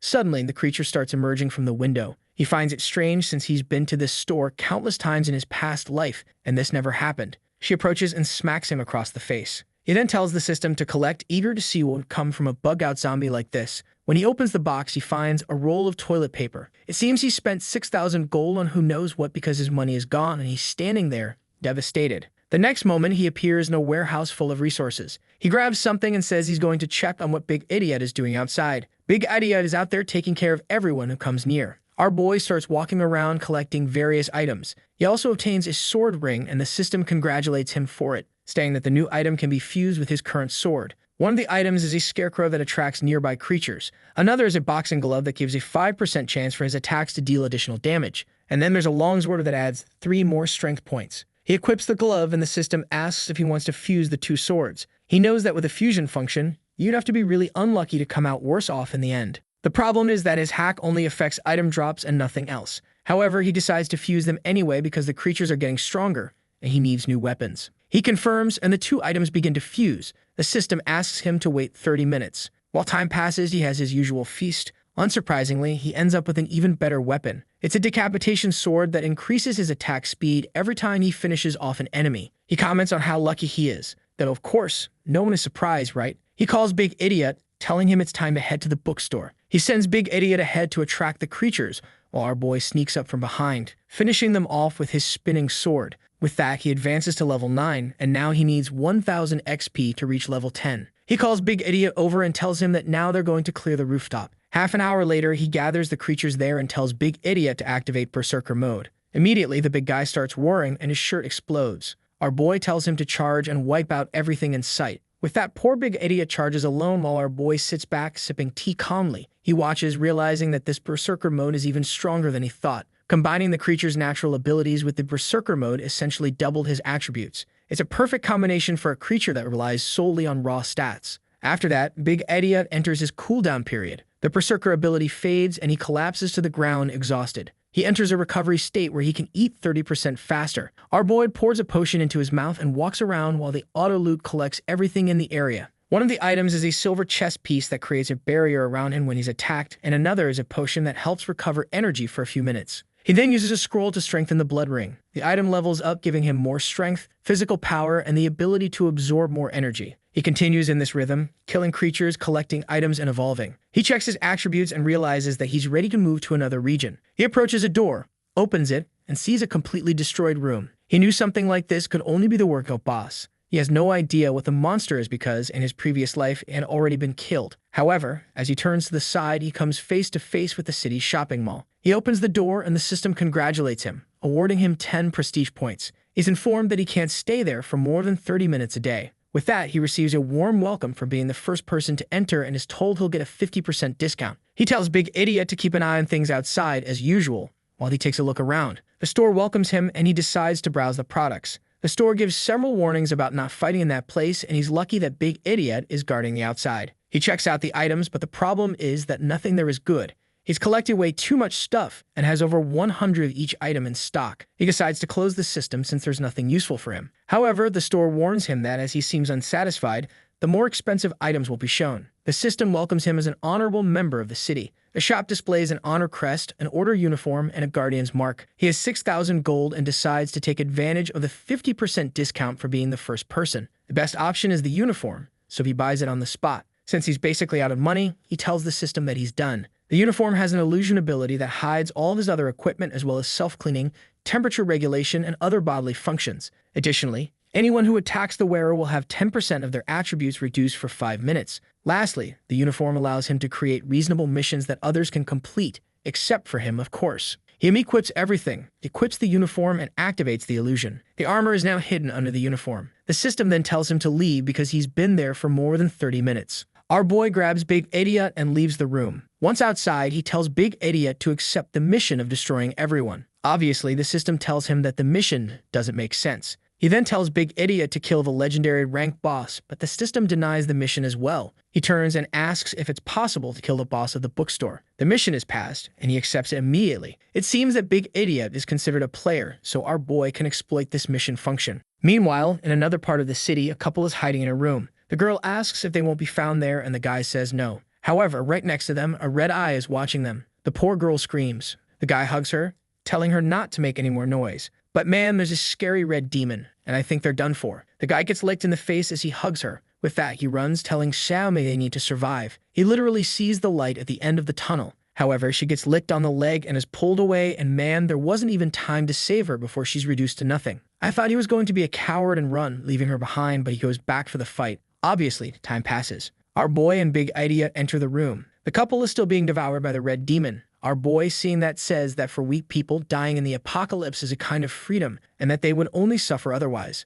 At least they scream enough for him to find the creature. The system warns that the creature is a zombie that went through a profession change, just like a human. Bosses, of course, evolve their profession much faster than regular zombies. Typically, creatures like this can eat human brains to become smarter. In front of him is a tracker, a bronze-ranked boss. The creature has a ton of stats, level 10, and a bunch of abilities. The creature is watching him confused. It starts pacing, lying down as it watches. The system then warns that the zombie has been detected and a mission is triggered. The tracker's resentment. It seems that this guy was an administrator who suffered in the library, and upon becoming a zombie, he decided to kill everyone who reads books. To understand how the creature fights, our boy first sends Big Idiot. Big Idiot approaches and goes in for an overhead strike. However, just as the attack is about to land, the creature starts to disappear. It turns into a shadow and reappears on the other side of the room behind him. It leaps toward his blind spot to hit him in the neck. However, Lindsay seizes the distraction and slashes the creature's hand. He sneaks up from behind and says, "This is too easy." But man, as he goes for the slash, the creature sprouts 2 more arms and blocks the attack. Then our boy activated his slash and cut off 2 more arms. The little creature ran off desperately, screaming for help in zombie language. Our boy commented that this was way too easy. He counted to 3 and activated his pursuit boots. As soon as he got close enough, he threw his boomerang sword. When it hit, he activated the explosive slash, killing the creature instantly. He gained more experience and a bronze-ranked piece of equipment. The issue, though, is that he'll be stuck at level 10 until he can change his profession. As if having enough power wasn't already an advantage, the system grants him a new hack for reaching level 10. He wonders what it will be, and the system immediately shows him the yin-yang talent, which allows him to have 2 professions. He's congratulated and he smiles, thinking that with this, maybe he could dominate the whole world. Even he has realized that this hack is pretty unfair to the other players. He hears some zombies approaching and with his eyes closed, activates his spear, defeating all the monsters. He picks up his staff and tells Big Idiot that they need to head to the upper floor. He opens the stairs, sees a few zombies, and orders Big Idiot to deal with them. The profession he wants, Shadow Phantom, boosts his strength and agility, so having another profession that enhances his physical and mental stats would be ideal. The problem is that he knows the Dragon City doesn't have any of the so-called super professions. He checks the items he received and hands Big Idiot a green hammer. Then he opens the silver staff and receives a pair of war pants. These reduce negative effects by 20%, and he equips them immediately. He tells his zombie to collect the bodies of the creatures killed by his spear, as he has other things to take care of. He realizes that since the beginner period hasn't ended yet, the profession change isn't available. So he decides it's time to check in with the people in the auditorium. Outside, a bunch of zombies are gathered at the door. It seems the artist ran out of meds and started changing the hair color of the guys, probably Gao Dong. Our boy asks if they can invade the museum. Gao Dong responds that if our boy goes with the 200 members, it's not impossible. He's all excited knowing that if this plan works, no one will want to compete with him for the position of president. Gao Dong then gives a big speech, rallying all the players and announcing that today they would face a great battle. They would mobilize the whole group to wipe out all the zombies inside the museum. Everyone was eager to get new equipment and level up. Lindsay notices that these people have no idea how much things will change when the beginner period ends. Suddenly, the crowd starts bickering, with everyone wanting someone else's equipment. Once again, they observe the massive horde of zombies gathered in front of the museum. Gubdong asks if our boy is really sure this strategy will work. Our boy says yes. If everyone moves fast enough, no one will get hurt or die. He puts a hand on Gaodong's shoulder and tells him to seize this opportunity because chances like this are rare. Gubdong says he understands and promises to do his best. The group signals they're ready. Our boy tells everyone that he's the fastest and will attract the first wave of zombies. He'll leave Big Idiot behind to help Gaodong, who thanks him. Now is time to kick off the plan and finally get that profession change. He takes off running and the group wishes him luck. As he runs, he carries some zombie meat, which lures all the zombies toward him. The group uses the opportunity to pass unnoticed. He hands the meat to another guy, telling him to keep running while he handles the creatures. It was an important mission, and they would earn great rewards. The poor guy is so moved he's almost in tears. Obviously, Lin can't waste time attracting zombies since he needs to level up, so he charges ahead, cutting down a good number of the creatures. After a while, he approaches a room. He knew this was where the class change scroll was kept. In his previous life, countless people risked their lives just to get it, but this time, it would be his. He punches the glass, but nothing happens. He unleashes a flurry of JoJo-style strikes, and it finally begins to crack. After expending a lot of energy, the glass shatters. He discovers a strange scroll and gains 500 prestige points. The system then asks if he wants to accept the scroll's summoning. He accepts, places his hand on it, and is instantly transported. He finds himself in another place, surrounded by flames. He approaches a wall and passes through a portal, activating the approval for the class change. He would have to complete 3 challenges, and in this place, all his abilities were deactivated. Time flowed differently here, and dying meant being obliterated. But of course, he has a hack and activates the test of the ancient ancestors. Now, not only will he receive a new class, but he'll also get a new hack and a little treasure chest as usual. Apparently, he was also offered a different class from thousands of years ago. He knows the Phantom Assassin profession has only been around for a few thousand years, so this other one seems much more interesting. He asks the system what's going on, but doesn't respond and disappears. He has no choice, so he accepts the mission. With that, the first test begins. The system tells him to place his hand on the orb. As soon as he touched the orb, the flow of energy inside changed and a red aura began to emerge. Suddenly, he felt a strange energy take over his body. The next moment, when he opened his eyes, he found himself in the middle of nowhere. He crouched down and touched the liquid, which seemed to be a sea of blood. He started walking through it until a tornado appeared above him. In his past life, it took him a long time to pass this test,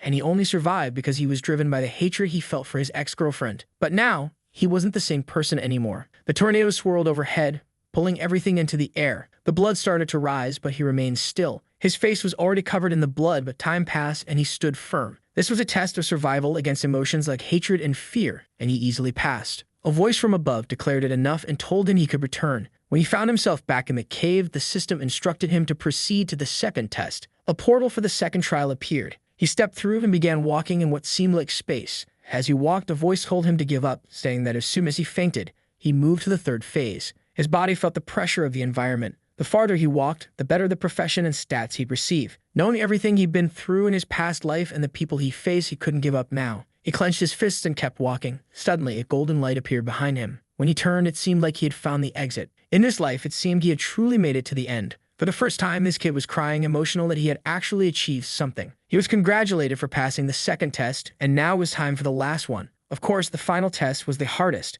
But without hesitation, he stepped into the portal and arrived in a cave. The system informed him that he had to defeat the Guardian. He stretched out the sword he had obtained earlier and waited. Soon, a strange fluctuation in the air appeared in the corner of the cave. From it, a small black kitten jumped out. Mana thought it was going to be a mega boss, but it was just a little kitten. He seemed disappointed, saying he had waited so long just for something like this to show up. In the past, this had given him a lot of trouble, and he had suffered. But in this life, with all the talents he had, it wasn't going to be as difficult. He closed his eyes, sensing something approaching. At that moment, the energy shifted and seemed to come from above. But he was ready, and with a swift slash, he struck the kitten. The cut that this cursed thing had inflicted on him in the past, he now returned. Had me gotten that scar from another creature? Or am I going crazy with this Alzheimer's again? Anyway, the kitten fell dead. Our boy had finally passed the third test. The class change scroll for Phantom Assassin appeared. What seemed strange was that he was still in the room. He wasn't sure if this was a bonus or if he was stuck because of his hack. He started looking around, asking if this was the system's fault. That's when he noticed that he hadn't yet received the true power of the scroll. He decided to begin the activation to see if anything else would happen. He asked the system where he was going next, but it didn't respond. He realized that somehow, the scroll was interfering with his hack. He decided to keep searching the room. After scouring the cave, he found what seemed to be a strange fissure. When he touched it with his finger, a golden light began to appear. Suddenly, an image of an ox and a phoenix appeared, the same symbols from the scroll. The image fixed itself on the wall, and the ground began to shift. The strange image then turned into a small door. He approached and opened the door to the room. At the back, there was an orb and another scroll. He approached and opened the scroll where it was written Sha Yu. The scroll seemed to be the final test of an emperor who had been killed long ago. He read that he had to place his hand on the painting. As soon as he touched it, the system informed him that an unknown lineage had been discovered. After analyzing the energy, it began to change his profession. The system then declared that the test was over and that he would receive the profession of Soldier Lord. He was thrilled since he would be able to keep his old talent while gaining a new one. He picked up the orb on the table, which began to merge with his hand. The system notified him that the item could change form and absorb the energy of other equipment to grow stronger. He was amazed at something that could grow without apparent limitations. The orb then jumped to his forehead. After experiencing a headache and waking up, he decided to finish the test, having been in the cave for too long. When he came out, he found a pile of dead zombies around him. He saw the scroll in front of him, and the system informed him that he was still receiving the Soldier Lord profession. With this new profession, instead of gaining 1 attribute point, he now gained 3 strength, 3 physical, and 3 other attributes. He knew that with all these stats, he could easily walk through a horde. For being the first to achieve a profession, he earned the Pioneer's Achievement. He took a look at the profession, which had no major surprises except for a mysterious third skill. He grabbed his staff and decided it was time to test the power of the orb. He threw an item toward the orb and commanded it to devour it. The orb glowed and the item vanished. Since it absorbed something with a lot of energy, the orb evolved to silver rank. He then starts testing the orb's function, creating a flame in his hand. Afterward, he transforms the orb into a sword, deciding to keep that form for now. Since he's wielding the orb's sword, he gains 2 abilities related to that form. He then asks the orb to transform into a bow. Immediately, it dissolves and reconstitutes itself. His attributes change as do his abilities. He starts having fun transforming it into different weapon types to see the magic it provides. Eventually, his mental energy runs out and he can no longer change its form. He decides it's time to rest. The entire server receives an announcement that he's reached level 10 and changed his profession. Everyone who's been working hard recognizes the name of this damned guy again. Even the most dedicated players hadn't yet reached level 7. Lindsay then takes some energy recovery items and drinks a potion. The Pioneer title grants him 1,000 prestige points, some coins, and additional attributes. It also reduces the stats of any opponent facing him by 5%. Feeling tired, he tells the system to open the silver-ranked equipment box. Inside, he receives a mask of the Evil Phantom, which hides his information from any player not 5 levels above him. It also has the Evil Gaze ability, which induces fear for 3 seconds. He equips the mask and activates its phantom effect. Now all that remained was checking the hack he would receive. Since he had now obtained his first profession and surpassed level 11, he could equip another ring. Unfortunately, he had already fused all of his rings, so he'd need to get another one. For now, he had 2 extra attribute points left, which he immediately used. The night passes and he sets out for another hunt the next day. Outside, everyone was celebrating having cleared the museum. Gubdong, accompanied by Big Idiot, steps up to make an announcement. He congratulates everyone and says the mission was a great success, then introduces the person who made the biggest contribution, Big Idiot, equipped with our boy's gear. At that moment, Lindsay shows up wearing his demonic mask. Gubdong says it's good to see him as he was worried something had happened. For the first time, we see a girl looking somewhat smitten by Lindsay, aside from that one who disappeared after 2 chapters. Gubdong announces that they killed over 1,500 zombies and Big Idiot alone took down more than 100. Afterward, Godong calls Lindsay to the warehouse and shows him a pile of loot boxes, saying all of it was the spoils from the mission. He thanks Lindsay again and asks if they could talk more later, reminding him that the more people he has, the more power he can wield. With the numbers they had here, he could do whatever he wanted. Lindsay ponders this, thinking that if he gathered more people, he could get more equipment and perhaps advance faster to diamond rank. Not to mention, he had so many resources that sharing food wouldn't be a problem. Plus, he could sell what he didn't need to the others for coins. So he tells Gaodong they could discuss a trade. However, Gaodong puts a hand on his shoulder, saying Lindsay was the key to their success and could ask for whatever he wanted. Our boy doesn't hold back and says he wants equipment. Gaodong, already expecting this, says he understands how hard it is to come by such things. He tells Lindsay to hold out his hand as he had prepared a surprise. He places a ring in Lindsay's hand, telling him it's the best thing they found during the mission. Gaodong assures him that if he ever needs anything in the future, all he has to do is ask. Gaodong is thrilled with this gift, thinking it'll keep Lindsay by his side. Lindsay then announces that he wants to meet everyone at 7 o'clock to discuss the end of the beginner period. In truth, his plan is to trap them all in the warehouse so they can't escape when the period ends, ensuring they all die. This is his twisted way of thanking them for being so kind and giving him the ring. However, Gaodong assures him that they're no longer beginners so they won't die. Gaodong thanks him again and promises to inform everyone, asking how they should handle the exchanges. Lindsay tells him that when the time comes, he'll explain everything, deciding not to push the issue since they don't seem interested in listening to him right now. With that, he leaves and Gaodong mentions they don't need any resource letters.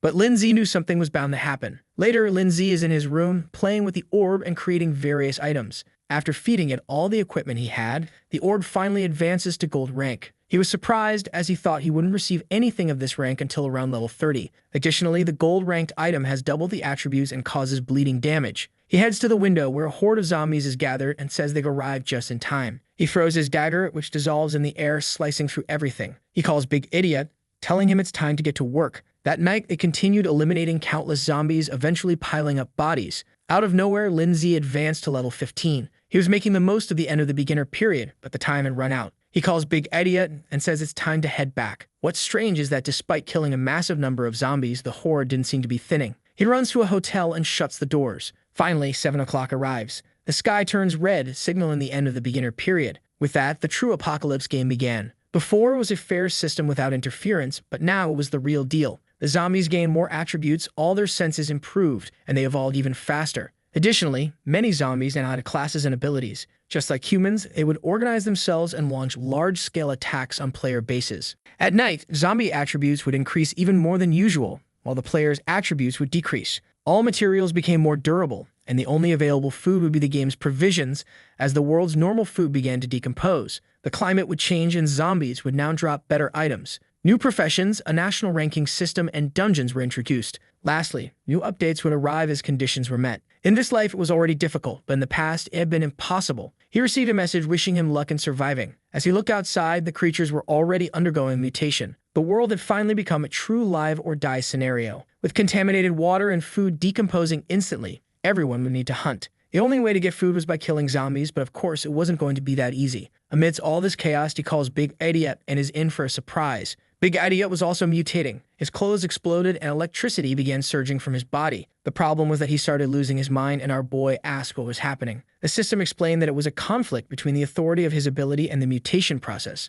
His physical form wouldn't change, but he'd receive a 50% boost in attributes and might even be able to change his profession. Our boy was already excited, wanting to give his zombie a legendary profession. Big Idiot received a legendary power talent that increased the amount of status he gained. Meanwhile, our boy started receiving a barrage of congratulations for reaching various ranks. The system asked if he wanted to announce it to everyone or hide his name. Loving attention, our boy chose to announce it to the world. When he checked the rank, he found out that Big Idiot was rank number 3. The problem with being on this ranking was that all his information, including his equipment, was visible to everyone. He started wondering if showing everything about himself was really the best idea. In the past, this would have been a concern, since he was a target of the Lee family, but now they didn't exist anymore. So he decided not to hide, especially since he had the mask, meaning no one would know he was really Jia Yi. On top of that, his rank 1 position gave him many extra rewards, which would be perfect for building a base with a lot of people. For having the highest level, reputation, and equipment, he received the title Unmatched in the World. This title would only be maintained as long as he stayed at the top of everything. If he lost any position, the title would disappear. With this title, he gained an additional 10% in attributes and a 10% discount at stores. He was thrilled because with so many extra attributes, it would be easy to maintain his position. Additionally, it increased his item drop rate by 1%. However, since he already had a 100% drop rate, he was confused. The system explained that with the 100%, he would now receive double the items. At this point, I'm not sure how many more ranks this kid can achieve or if he even needs anything else. He calls Big Idiot and tells him it's time to test everything out. But as soon as he opens the door, a zombie rushes toward him. He tries to slash it, but the zombie retreats. Stretching out his hand, he uses his heart to finish off the first enemy. He was almost caught because that zombie had the stealth talent. As he walked through the city, he noticed a group of zombies throwing poison around. He hated dealing with these types and told Big Idiot to start running. Those zombies weren't strong, but getting close enough to finish them off would be a hassle. He spots something and tells Big Idiot to follow. He enters a house, shuts the door, and traps a zombie at the entrance. Then he climbs out through the window and slips away. Meanwhile, at the base, everyone was being devoured. Our boy entered and found everyone in a terrible state, questioning why they worked so hard only to die in such a stupid way. They were about to run out of resources and die soon. A girl suggested everyone should just eat what was left since the end was near. But for Lindsay, this was the opportunity he had been waiting for. He began walking and announced that he was there to help everyone survive and find hope. He offered to sell food, equipment, and anything else they needed for a cheap price. Instantly, everyone who couldn't kill zombies rushed forward, desperate for supplies. Our boy began negotiating, quickly earning over 10,000 coins. Everyone who bought from him left happy, knowing it was their only chance to survive. He then said he was going to sleep and warned everyone not to make any noise or Big Idiot would kill them. Godong, with his newly dyed hair, had been quietly observing from the shadows. Finally, Lindsay appeared and asked how they were doing. Godong said that from now on, Lindsay could coordinate the entire place and everyone would follow his orders. Lindsay leaned in and whispered something in Godong's ear. Godong nodded, saying he understood and would comply. With that, he took off running. Our boy hoped it would work out, but even if the guy didn't succeed, he had nothing to lose. He went into his room, eager for the next day. Now, with the new mutated zombies, he'd be able to obtain far better equipment and items. Plus, he planned to have everyone from the base help him farm. In the next scene, he and Big Idiot were already outside. In no time, a horde of zombies jumped at them, but just a second later, all of them were lying on the ground defeated.